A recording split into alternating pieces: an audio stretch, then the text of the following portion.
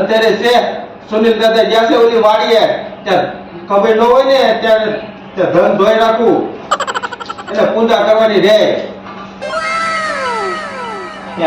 બેઠો એમ ને એ બેઠો નહીં, આ ધન ધોઉં છું. હું કીધું ધન ધો. આટલા બધા પૈસા કઈ થયો? આવડે પેકડી માંથી આ નોટું ધોવાનું કોણે કીધું તું? અરે બધા પૈસા પલાળી લેજો. આ બધા ગામમાં બધા કહેતા હતા કે ધનતેરસ ને દિવસે પૈસા ધોઈને પૂજા કરવાની હોય. આ ધનતેરસ ને દિવસે ને સિક્કા ધોઈને પૂજા કરવાની હોય, નોટું નહીં. એવી મને ન ખબર પડે. પણ સાનો મનો દે તો આ બધા મારા પૈસા પલાળી દીધા. આ તમે વાડીએ કામે જાવ છો તો મારે કામ તો કરવું જોવે ને. કામ કરવાની કોઈ ના નથી પડતું, પણ આવા ઊંધા ઊંધા કામ ન કરાય. ઓય બાપા, ઓય બાપા, મારી યારે માથા પીટ કરો તમે ઓય બાપા હું બસ મને વાગે ને.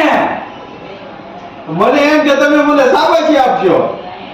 પણ હું તને શાબાશી આપે, મને એમ થાય કે હજી તને ઢીબુ આ તું ઊંધા ઊંધા કામ કરશો.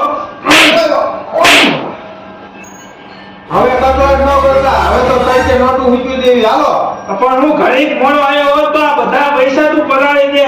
હાલ હવે નોટું મુકાવી પડશે. ઊંધા ઊંધા કામ કરે એમાં કે મને શાબાશી આપો. કેવો માણસ છે આ! 2 લાખ રૂપિયા બગાડ્યા. હવે આ તડકે પૈસા ઉગી દો એટલે હમણાં ઉગાઈ જાય. કકડાટ ન કરતા. પણ ભલે કકડાટ કરવો જ પડે ને. આ પૈસા ભેગા કરવા આટલું તો હું સારું ખાતોય નથી. તમે ભૂખ ભેગા કેમ ખાવ? અરે ભૂખ ભેગો તો થાવ જ છે ને. આ બધા પૈસા આપણે 2 લાખ રૂપિયા પતી જા. અરે હું તમને રાંધીને તો હારું હારું ખવડાવું છું. હવે હારું હારું રાજીને ખવડાવો, પણ આ પૈસા મારા વ્યાજ કહેવતમાં ખબર નથી પડતી. પણ તમે મને કાંઈક શીખવાડો તો મને ખબર પડે ને. 2 વર્ષથી મારી હારવાર રહેતો તને કહેવતમાં ખબર નથી પડતી. એ હારું તો હવે હું કાંઈ કામ જ નહીં કરું. કેવો માણસ છે આ! 2 લાખ રૂપિયા મારા પગારી નાખ્યા.